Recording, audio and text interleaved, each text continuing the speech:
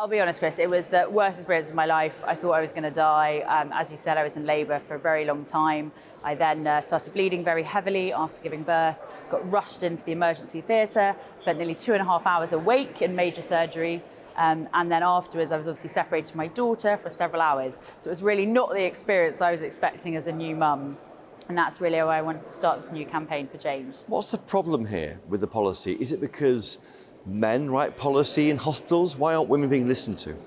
Well, to be honest, I think birth trauma has just been an area of government strategy that's just not been focused on very much. So the government published last year the Women's Health Strategy, which I really welcomed, and birth trauma was identified in the introduction by members of the public saying they want it to be discussed. But when I read the rest of the document, I couldn't find an answer to the question of how the strategy was going to help. So today's debate, I'm calling on the government to include birth trauma in a meaningful way in the government's Women's Health Strategy, which it isn't currently. A lot of the focus after birth is on the baby, and it's great you've been able to bond with your daughter.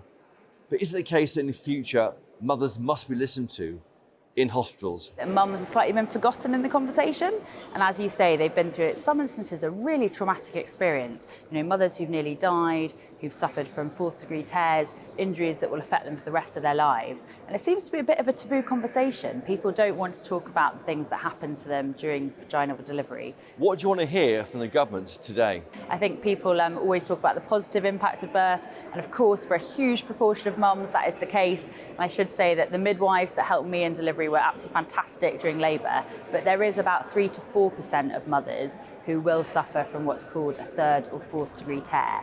So that equates to around 30,000 mums every year who are having a major injury in childbirth, and that's not something we ever seem to be talking about. So it's partly education, so they know about the risks.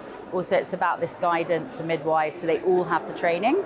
And ultimately, it's also about funding, so making sure the government is recruiting enough midwives so that we have the right levels of staffing in all of our hospitals. Is this maybe the chance when mums will be listened to and not ignored? Well, I think that's a really important point. So I held a roundtable in Parliament a few months ago with the Birth Trauma Association, and I invited in some mums to speak to me who'd had terrible stories where their baby had died just after delivery, or they'd suffered from a major injury. And it was really the first time that a politician had sat down and listened to their stories. And they were so pleased that I was setting up the APPG. And I'm delighted that today, actually in the chamber today, we have a number of mums who are watching the debate in the gallery. And I'm really hoping that today is going to be a sort of movement to change. And I'm really here to be their advocate in Parliament.